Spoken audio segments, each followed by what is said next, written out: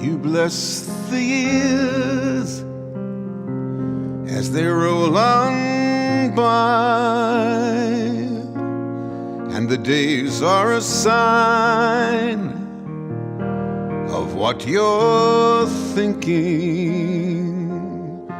We want eternity, and you give us time, and our own lives seem to pass while we're blinking. Oh God of mysteries beyond our thinking,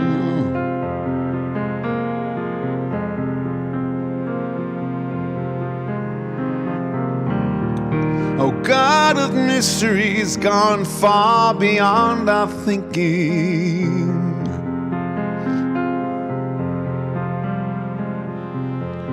We ask for light, you give us night and day to help us truly find our own way. We want you only, yet you keep us apart, so that we may mend our own broken hearts. Oh God of mystery beyond our thinking, oh God of mysteries far, far beyond our thinking.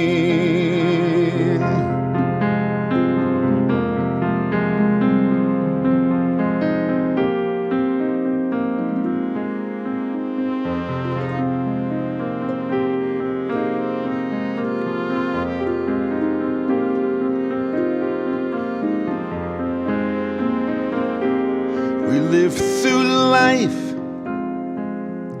and we wonder if you'll be there when it's all ended. You keep your silence, but you give us a sign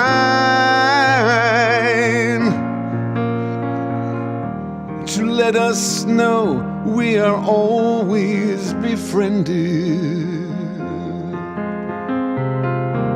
Oh God of mysteries beyond our thinking, oh God of mysteries gone, gone beyond our thinking. Happy is the one who comes to you. Happy is the one, happy are the two. And we dwell in your house, and we eat at your table, and we say the prayers as our hearts are able. Oh God of mystery beyond our thinking, oh God of mystery gone, gone, gone beyond our thinking.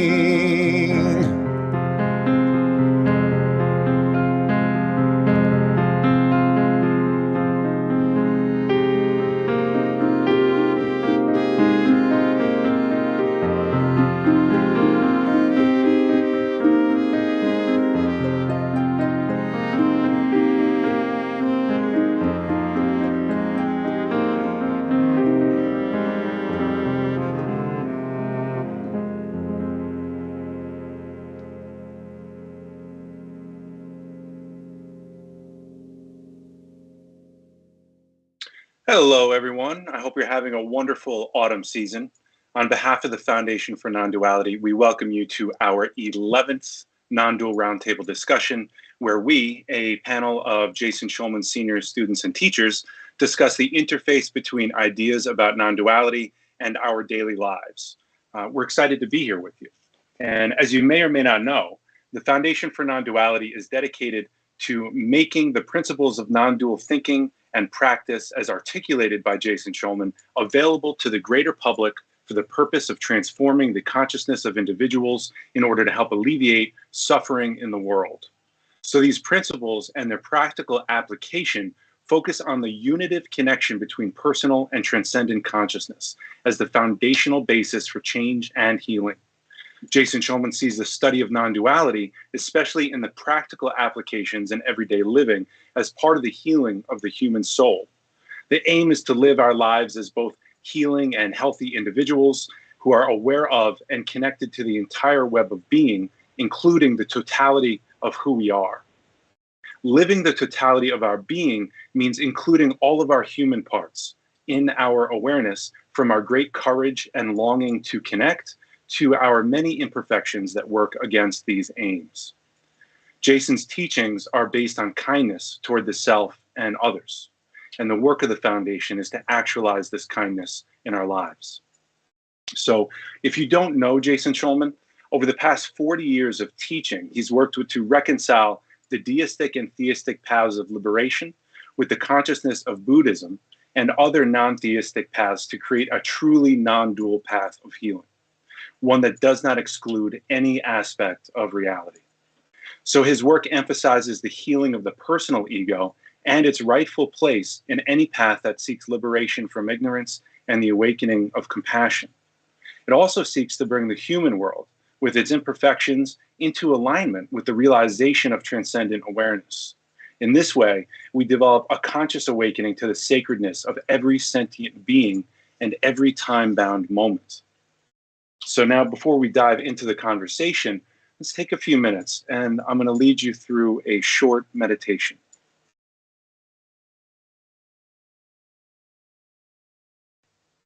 So wherever you are, just settle into your body. Just sit back, make yourself comfortable. Your feet should be flat on the floor if they can be. You don't have to be sitting erect. You can be leaning. That's okay.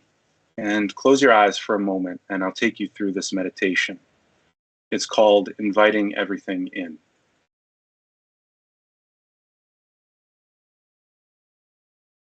So begin just by being with your breathing. Be with your breath as it is.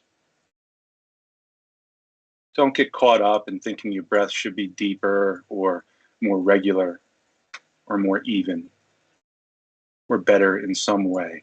Your breathing, just as it is what's keeping you alive, and that is sufficient.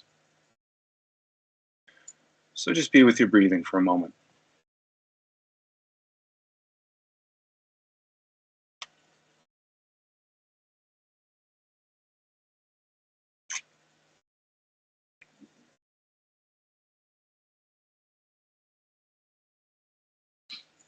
So your intention in this meditation is to invite everything in.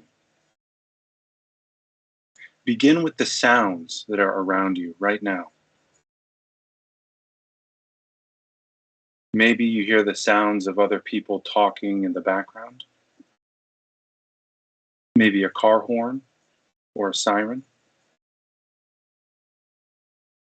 Maybe the wind or a bird. Invite all of those sounds in. We want them to be with you. We want them to be here.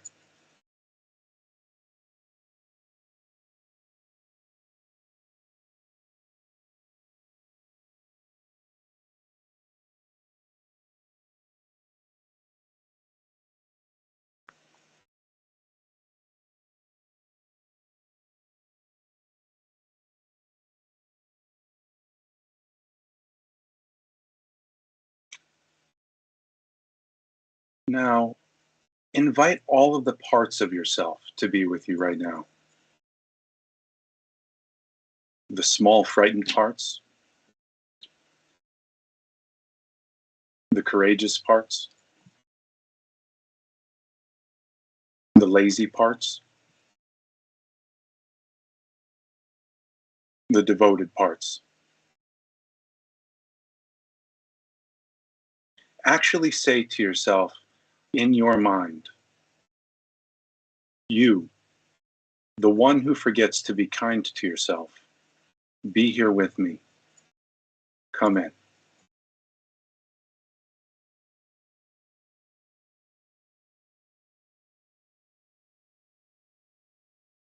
You, the selfish one, be here.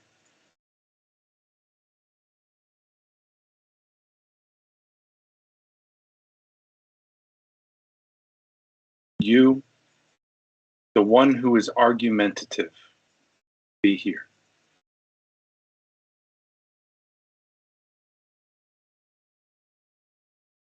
You, the one who remembers God from time to time, be here too.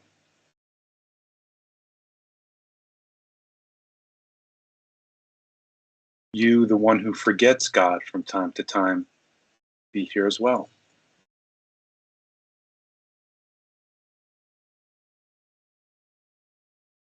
Invite all of the parts of yourself and all of the parts of your environment to be here with you right now in this moment. Whatever comes into your heart or mind, whether it is a difficulty or a great insight, it does not matter. They're all treated equally. Invite them in.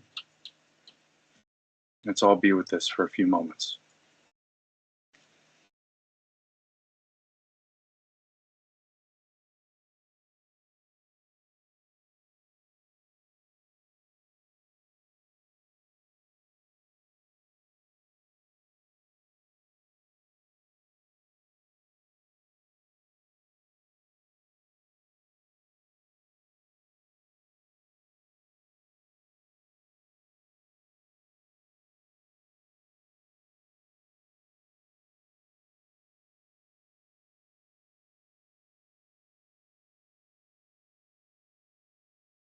And you can gently bring yourself back to normal waking consciousness when you're ready.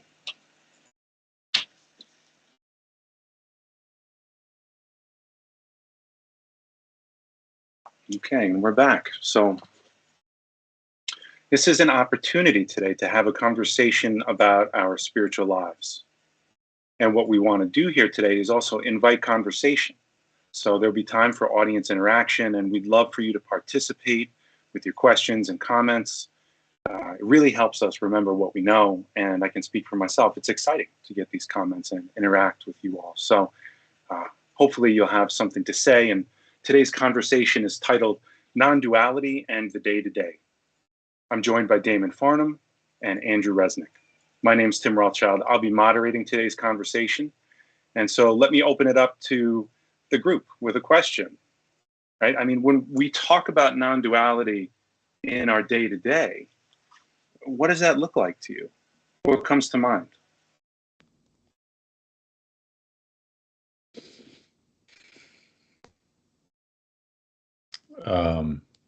Well, this, so like this morning coming onto the call, I had all kinds of technical problems, right? Like things just didn't work. Like my computer didn't work. I had to reboot it. I'm frustrated. I have a job to do, which is to show up with you guys and have this conversation. I'm feeling anxious, like, oh, and so all of this sort of not ideal stuff is happening in that moment. And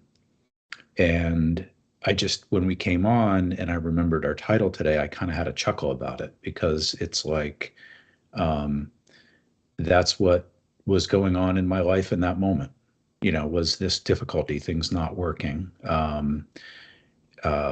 not how I would want it to be. And, uh, I didn't fight with it too much. I kind of just worked through it. And I guess I let my frustration be present, um, my anxiousness be present, and things ended up working out fine. But it was really just a really wonderful reminder for me about how we can have kind of this idealized sense of like, if we're doing things right and maybe we're in the flow of life and we're doing, whatever it might be, that things are just going to work for us. And like sometimes they just don't work. Like life gets messy and it like falls apart. And then can we kind of meet that too? So I had, it's funny to me, like it was just a very real personal reminder of meeting the moment to moment this morning. So. And part of what I'm hearing also is on the fly, you didn't reject anything. You may have wanted to, or like had these difficult pieces of your life not be a part of it, but you gave them a place, right? And non-duality is all inclusive. Everything has a right to exist. We just want to be awake and in relationship to it. So it was like great that you noticed that this was happening. You're stressed out. You got to be on the show, but it's like you're right there with it. And there's a certain kind of like, if I include everything, maybe something else might be able to happen, but at least I'm not fighting it. And some more choices can start to open up. There's like a different way available, if there is a way, right? Sometimes things go wrong. There's nothing you can do.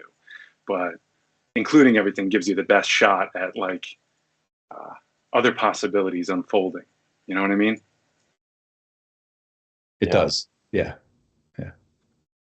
It's, it hit me during that little meditation how defended against a lot of these, parts of myself or experiences I can be a lot of the time, that something shows up and there's a just very quick impulse to push it away. And in my case, we are meditating. I'm like, whoa, I'm tired right now, and can't be tired because you're about to go on this call. And then I was like, whoa, already just kind of without noticing, pushing it away. And, as you were saying, to include all parts, in that moment, I was like, okay, what happens if I just let that be there? That's okay in this moment. Distractedness, that's here too. That has a place too. And then I noticed that the energy that would normally be used to fight off these parts starts to kind of free up a little bit. And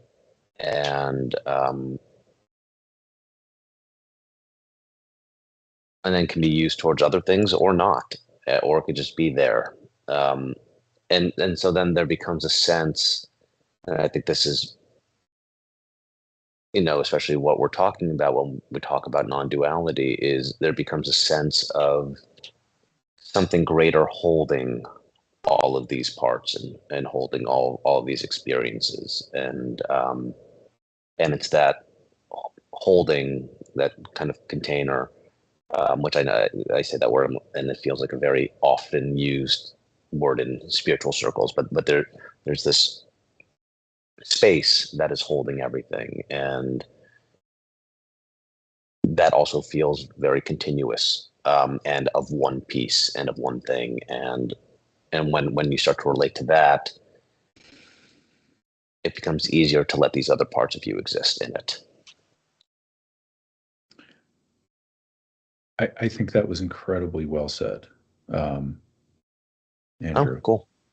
I mean, like for me, it's like you just articulated that really well. Like that sort of sense of like why we try to include everything, why we try to like not push things away,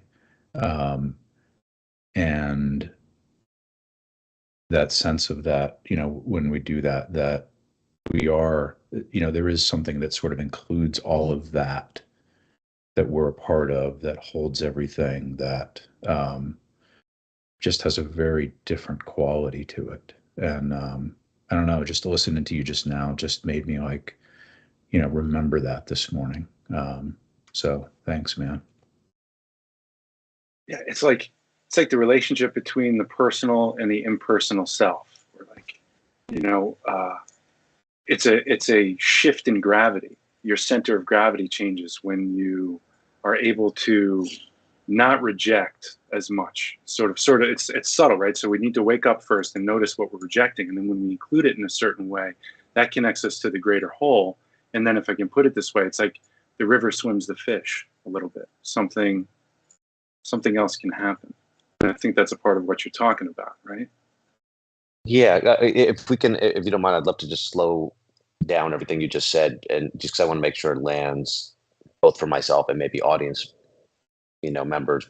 Let's start with even personal self and impersonal self, Uh-huh. and becoming clear about what those mean in this context. I open it, yeah, or at least I'd love it, based on what you said, if you could kind of define those things.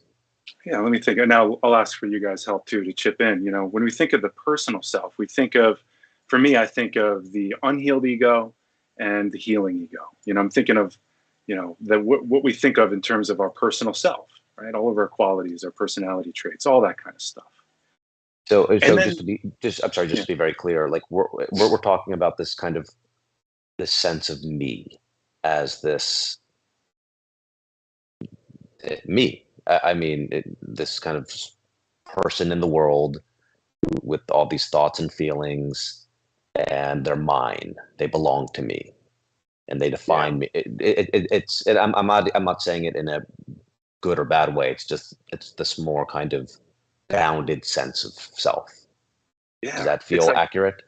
yeah, and I appreciate you slowing it down because I think it's a good exploration, and it reminds me of how Jason explains the personal self as sort of an eddy in a river.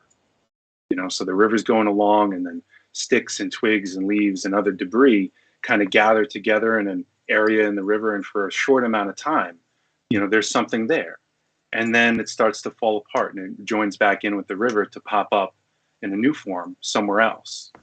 Hmm. Right? So it's sort of that submersion into the oneness, and then the separation into the personal self, and then the submersion into the oneness again.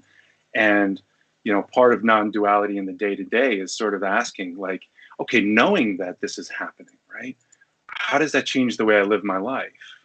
How does the oneness, how does knowing that everything is connected and on one level it's one, how does that change how I relate to myself and the world? And is there something practical I can do to bring it into the day to day? And I think that's a part of what we're getting at here, what Damon opened this up with. Yeah, and I'm sorry, just to be even clear, when you say the impersonal self, you're referring more to the river, More to the the river. the thing Sort of, that, yeah, I'm yeah. just thinking, how everything in life on some level kind of contains the same qualities, like Mhm. maybe the qualities of structure and flow, or maybe strength. And so, but these things, they show up everywhere, and everything in reality shares these qualities. And that's a part of the impersonal self. That's at least how I'm thinking of it right now. Hmm. Hmm. Hmm. Right? So I had this, it's funny, like, I think it was all just this perfect sort of food for this conversation for me this morning. But like, so I went to a yoga class, and that also was difficult in some ways for me. So there's like a little theme happening for me personally this morning. So on the personal level, I was dealing with judgment. I'm like looking around the room, and my judgment is up. Um, and people talk about this all the time, but like, yeah, it's there and I'm seeing it, so in terms of the day to day, I'm conscious of it.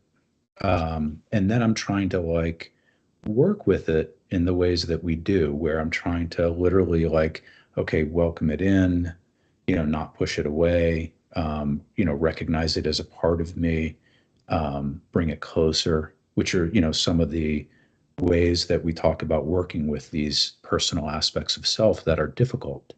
Um, and I did this through a lot of the class. And at some point in the class, I ended up, it was almost like my consciousness relaxed and spread out. And then I looked around the class and I realized that this thing that's very personal to me in the moment, we all share. Everybody has a version of this. And in that moment, even though you could say those are all personal, it also felt impersonal. It felt like, you know, um, this was my personal experience of something that I think probably just about every human being on the planet has an experience of sometimes. Now, and to me in that moment, it felt also impersonal.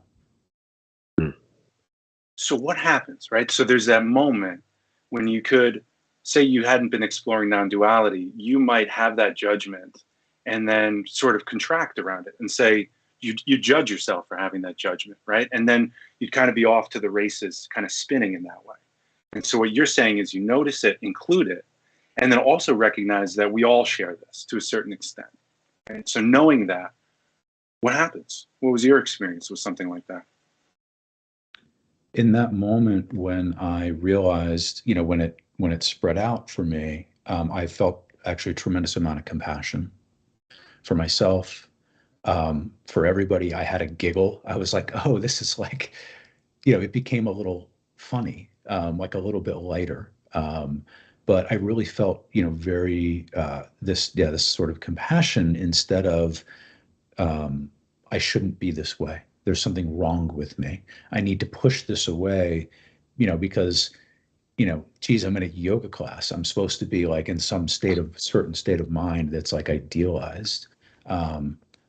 So it made me feel like more okay with Yeah. who I was in that moment. Yeah. And I It's love the interesting. levity too. Sorry, go on, go on. No, Tim, please.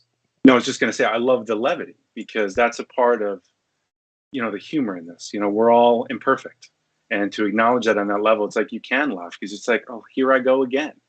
And the hope is that you put in enough work and effort that, maybe judgments never go away, but you can see through them. There's space for it. And it's all good. It's not controlling the small ego anymore. You're in a different place. The humor seems I'm often finding it's baked into just about every situation, no matter how contracted it might seem at times. And if you stay with it long enough, it often makes itself known. Um, just we're so funny. We're so funny because we do the same thing over and over again and expect to change, and then watching ourselves is a very funny thing. I don't know about you guys, but like I can take myself and my spiritual work very seriously sometimes. And it's like, and then in these moments you realize that, okay, yes, that's nice, that's good on a, but it's also like, has a ridiculous quality to it. And It's so ridiculous. it's really, really good to remember that. Yeah.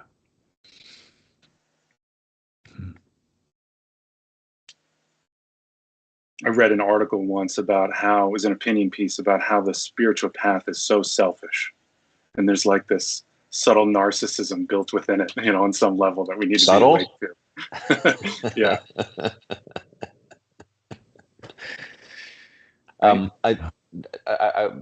The other thing that I want to say was, just thinking about your experience, Damon, in the yoga class, and both the personal and the impersonal thing that comes up, it made me think that, one of the almost fundamental things we feel in a moment like that, when something like that arises, when we push against it, there's a belief, and the belief is there's a mistake that's being made right now. This shouldn't be happening, and that this might be intense judgment or intense, and there's a feeling of this should not be arising right now, and there's this sense of something has gone wrong in the structure of the universe and in myself because this is showing up right now. And it seems like, you were able to soften around that and let that belief kind of that fade a bit, even a little, and not kind of fuel it maybe as much as you have in the past. And I think that's a really, what else is there to do, really? You know, these, they're always going to show up.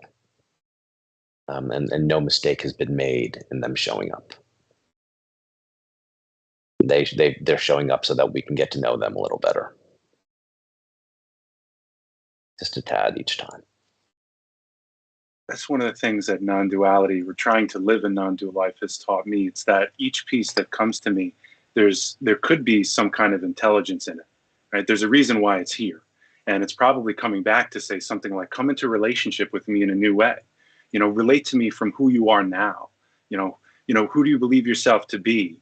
And how would you like to relate to this aspect of reality that's showing up again, maybe for the 100th time?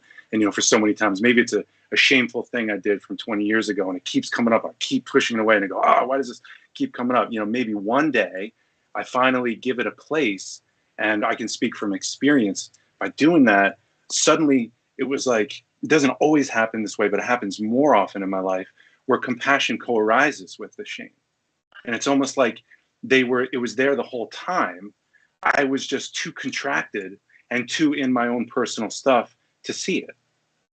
You know, because I was too, you know, maybe I was judging myself about the shame, or just having shame about the shame. So again, you start spinning, right? You give energy to it, like you're saying, Andrew. And then to give it that place. And even if we don't know, right, we give it a place, then we don't, it's like the ego then says, now what? So now what? Now what? Now what's the big theme, Tim? That's the, in many ways, it seems like now what is the next, is often, in many ways, the next defense of our self from not wanting to change. It's like we give it a place, and then all of a sudden, the now what is trying to control the next moment. Yes, exactly. Right. Yeah. And you got to laugh at that too. You got to laugh at it too. And then I haven't gotten past the now what, but I'm sure there's another defense right after that, you know, and it's going to keep finding ways to stop us from changing. And I don't mean that in a way of it being bad and trying to get in our way.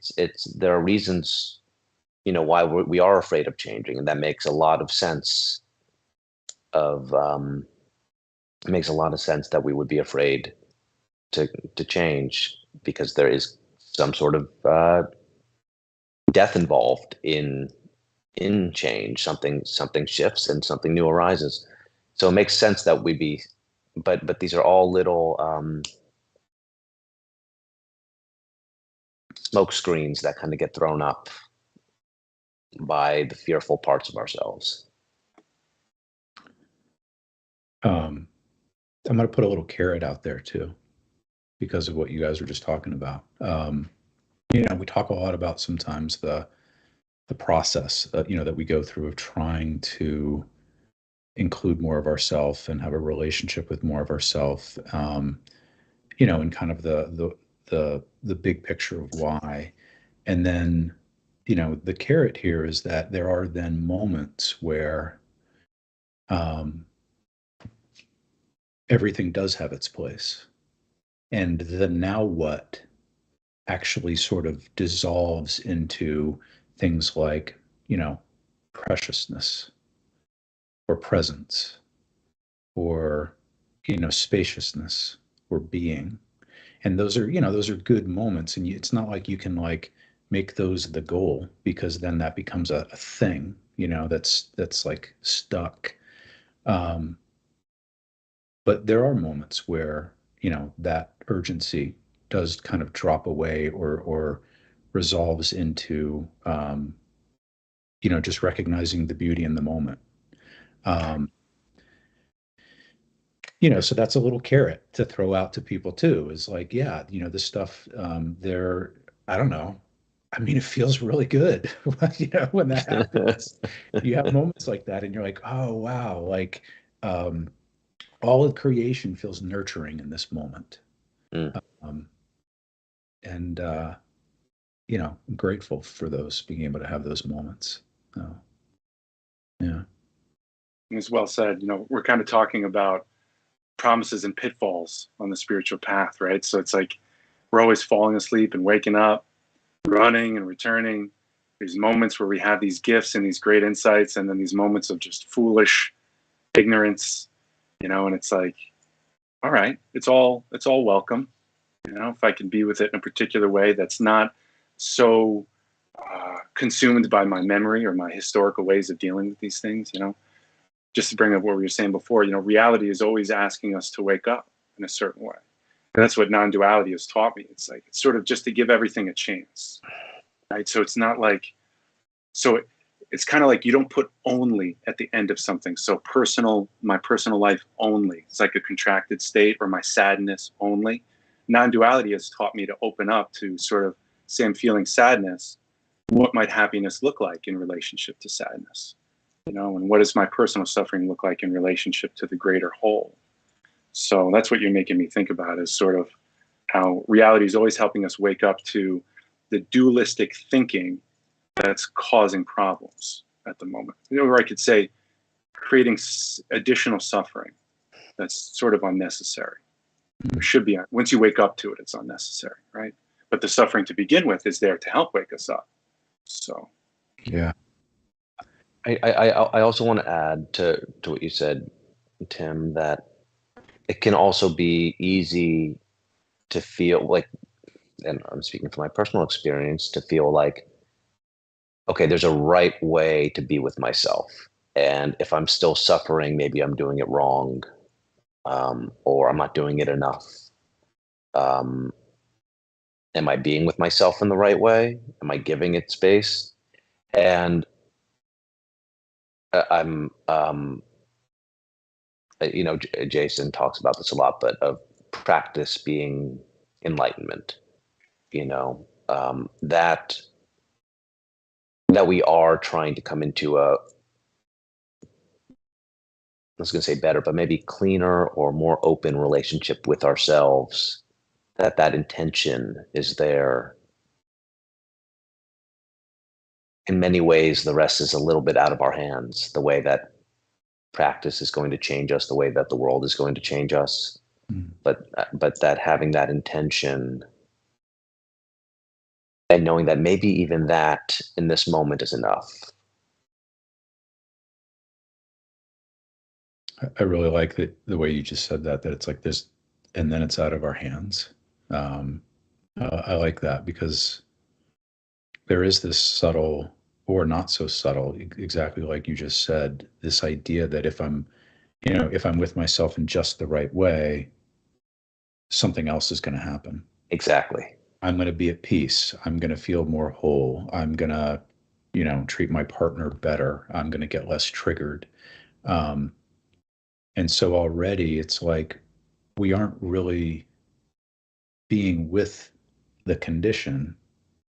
We're like conditionally being with we're saying I'll be because there's a promise for something else, which isn't really letting the thing itself, be precious, be known to us. And it's a very subtle trap in this work. That's for me, took many years to like remind myself, that you have to let that part of it go. Yeah, I feel like the more you do this, the more you recognize the subtleties of all the traps, and like that's part of it too. Like there's no doing it without, hitting the golf ball into the water or the sand trap, or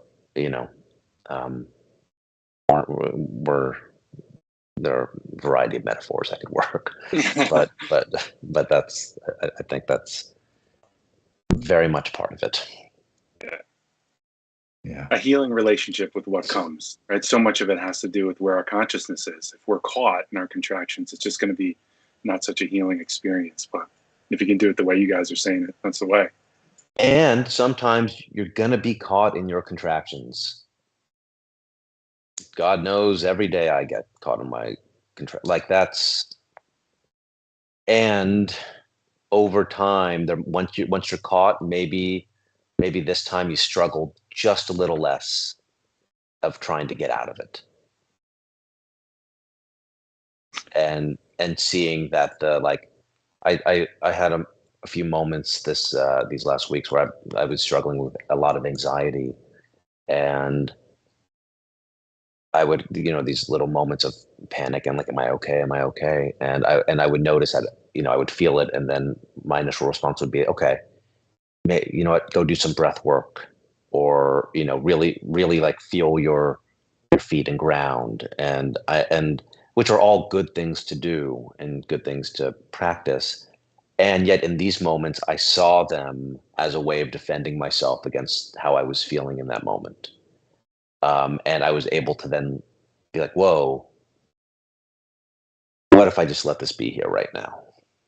What if I didn't have to change my physiology or my anything? And that's not to say don't do those things if, that's not what I'm saying. I'm saying if in that moment you're like, you know what, I can let this be here.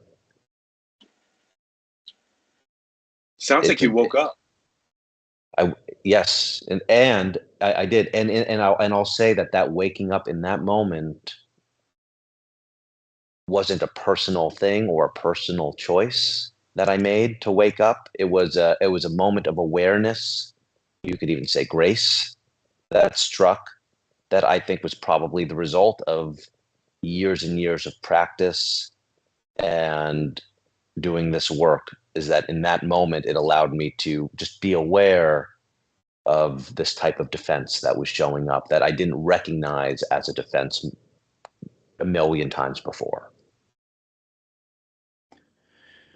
And I will say, Andrew, I think, you said, years and years and years of practice. And I'm also, remembering, and I'm wanting to throw this into the conversation, or at least into this part of it, is that, um, you know, I, when you work with these parts of us, they can be really hard. Like, um, like we get stuck. Like, you have to find, like something can happen in your life that can like make you furious. And it's like, do we just, do we have the capacity to just like surrender to that fury and let it? Well, I mean, a lot of times, like we may need to like work with it, do something with it, give it it's like sometimes what's there is too much to just like be with. And we have to like, for me personally, use other tools also, like go in the woods and find a safe place to rage. Um, journal and like work through, like let the confusion just like pour out.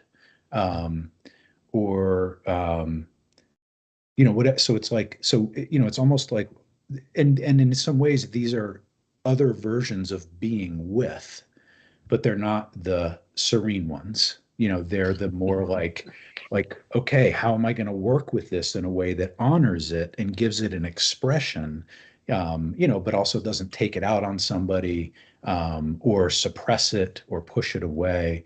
Um, and for me, I feel a lot sometimes, I think we all do. And it's like, I need to have ways to like let these things keep moving through me. There's no one size fits all. um, you know, some parts need, every part needs a different thing, and some of them might need your presence, some of them might need raging in the woods, and some of them might need ice cream. It's, but I do think that part of that is in developing the relationship with these parts, you get to know what they need. um, and you aren't necessarily guessing, like, oh, maybe if I do this, but you start to be like, oh, this, I just, yeah, you start to listen and become aware of, as Tim was saying earlier, you're developing a new relationship with it. I remember when I um, first started the couplistic healing training, a big emphasis is made on how everything is in relationship with each other. And I kind of got what that meant, but not entirely. And the concept of relationship has become clearer to me. And for me, what was helpful was understanding that even when you feel like there's no relationship with something, there are all these different types of being in connection with. And it might be your back is completely turned and you're not looking, but that's the relationship you're having with something. Or maybe you're kind of peeking over your shoulder and seeing like, are you there? Is it safe? Or maybe it's arms open, let's look at each other. Or maybe it's an embrace. And there's this kind of spectrum of relationship that you can have with everything that is, because it's all connected.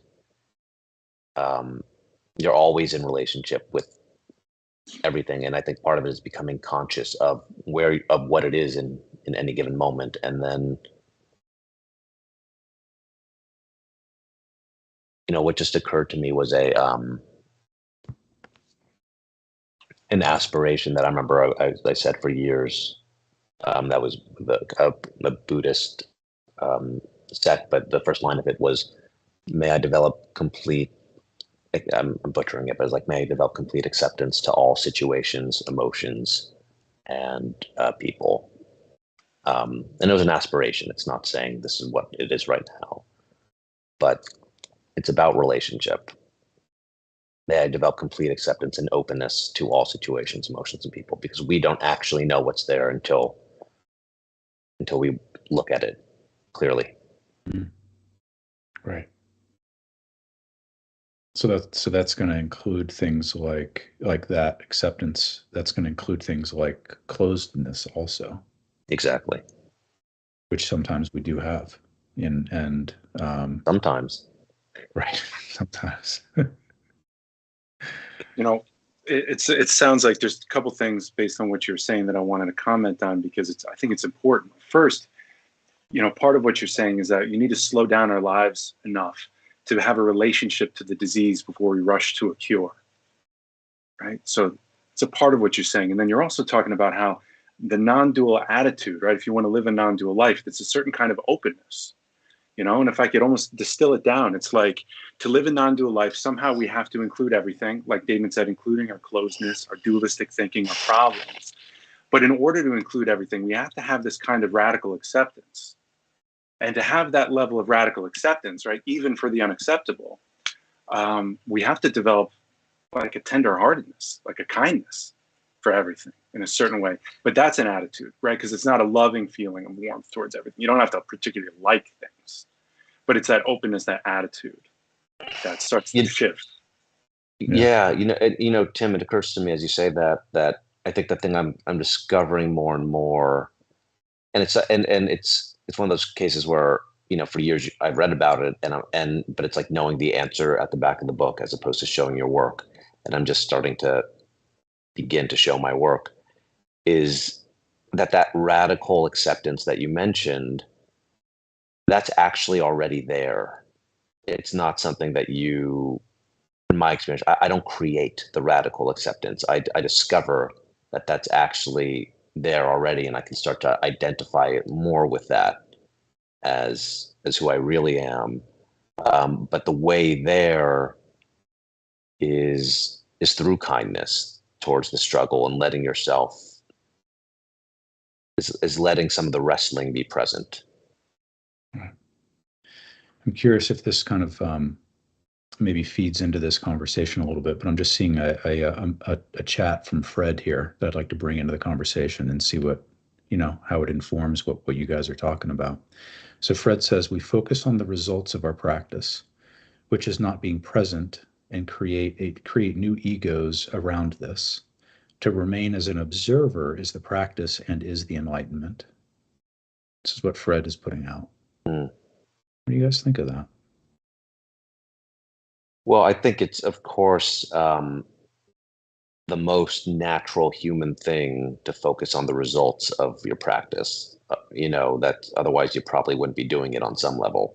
If I'm practicing the piano and if I wanted to learn how to play the piano, that's the result I want to achieve. And so naturally that's going to lead to practice.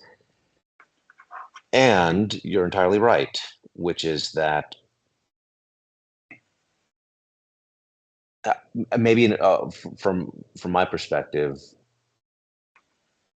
I don't know. I actually, what I'm learning more and more is that I don't know what the results should be, and that I have an idea of what the results should look like. And it's when I'm holding on to that result that, as you said, you're actually not being present. Um, you're looking. You're looking for a thing and ignoring what's actually happening. Is it happening yet? What now? You know. Right. Yeah. There's another piece of this too that's interesting. He says to remain as an observer is the practice and is the enlightenment. And I'll, want to offer a little bit of a different view. Um, is that I think there's value in developing that observer, because sometimes, for periods of time, we feel very enmeshed with parts of ourself. They're blind to us. They just kind of like take us over or hijack us. So learning to sort of observe them and see them is incredibly important and valuable, and that gives them more location and presence instead of just enmeshment in us. But then, I think that in the work that we do, there's also a step further, which is actually about, you could say, contact or intimacy in a Contact. relationship. And, it actually, I mean, one of Jason's, koans that he, is the come closer koan, and I won't tell the whole thing, but like to me, it's like it's this actually like coming closer to the conditions of ourself, to the conditions of life, um, and um, and then what happens. Not to focus on the results, but like what happens when we do that. And um, for me, I think that's where the magic does happen. Yeah, there I'll can add, be go Tim. no, please. I won't forget. I was just saying there can be actually I think Damon said it beautifully, but that there are times where being an observer is the most helpful thing you can do in that moment. And there are also ways in which if we latch on too much to being an observer, it can be a little bit of a one of those subtle little traps, I think sometimes. A distancing or A distance from reality. So kind of like observer only, right? Being the observer, but it's not connected to the rest of the whole. That's a nice way to put it, Tim. Yeah. That's kind of, it's honestly it happened just like 2 months ago. I just started thinking about it, and I don't know if Jason would agree, but every time I add only to the end of something, I just go, oh, that's a contraction. That's dualistic thinking. That's something that's not connected to the whole. So anyway, I guess what I'm getting at is when we're looking at results only or goals only, there's a lot of things that actually happen. There's a lot of things that we're doing that may be problematic. For one, generally, if we're lost in just the results, that's typically means that we've imagined some other life or some other part of our lives, some other place that we can get to where we're free of suffering or things are better or are there no more problems. And so we sort of set a goal and we go after it and we go to get that, achieve that goal, and then we're not going to have problems anymore. So that's a problem to begin with, because the real change happens with that dance of acceptance and change by being with our lives just as it is. So it kind of goes to the heart. Sorry. I just want to slow you down because I think what you're saying is so important, and I wanted to. I'm sorry for interrupting, but like I wanted to land because it feels that idea of accepting your life the way it is exactly it, and is so insane to us and our culture and everything. But what happens when you slow down and actually, it kind of goes to earlier. What if it wasn't a mistake that you were born with these particular thoughts, feelings, qualities, traumas, and what happens when you accept the package you've been given? And again, not to like make sort of carrots, or promises, but I do think that the genuine doing of what you just said also puts you in the most powerful position to potentially make other choices, to actually I don't know, change something. But from my personal experience in my life, until I fully do exactly what you just said, I'm chasing something instead of basically being completely landed, like completely located, um, from which, you know, now other possibilities, choices, options become possible. Like, for example, right, if you're lost in results or goals only, you're leaving out your humanity. So I can speak, for example, for myself. I really had no idea how to take care of myself, and still I did some serious work on myself because I was only in like conquering athletics, winning the goals, whatever it is. That was my mentality. It was always self-improvement, and my body fell apart. I got sick for many, many years, and it became a very important healing for me to start to understand, okay, so what's a true victory, right? Is it give me the ball, I'm the star of the show and I'm going to dunk it on you, or is the true victory being in relationship to what's here, right? If I'm an alcoholic, 0 drinks is my victory. It's not about overcoming something. So that's all I wanted to say. It's like non-duality is like, all right, what does it look like when I include my humanity? I think it's such a great question that and maybe this is a topic for next time, but what is real victory? Like I know I want to I you know I want to wrestle with that just in myself. What does real victory look like? Real victory. I think that could be a great topic. So one final thought here. Gina mentions, as a yoga teacher, there's so many, oh, hold on, just lost it. As a yoga teacher, there's so many misnomers in meditation or yoga, like quiet your mind. And it's an unachievable goal. There's no such thing as an empty mind, and there's no such thing as a perfect pose. Once you realize the imperfection of your practice, that's the moment that you can surrender. That could be a victory.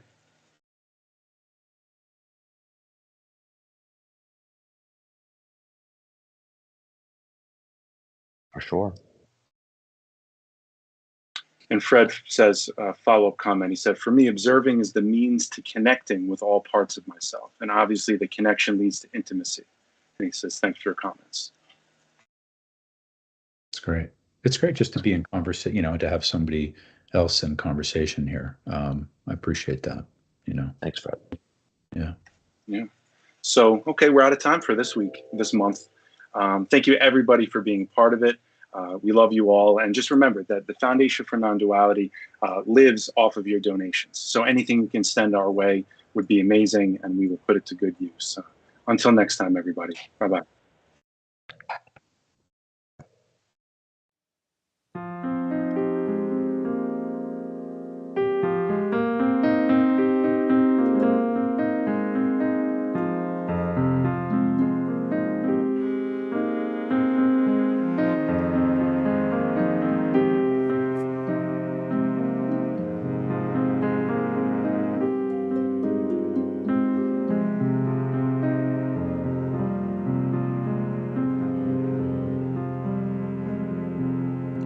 You bless the years as they roll on by,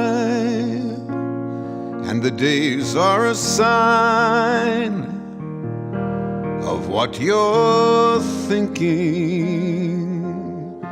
We want eternity, and you give us time, and our own lives seem to pass while we're blinking.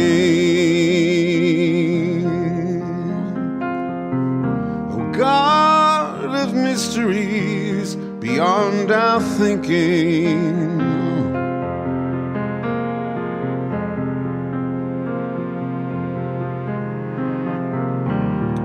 oh, God of mysteries gone far beyond our thinking.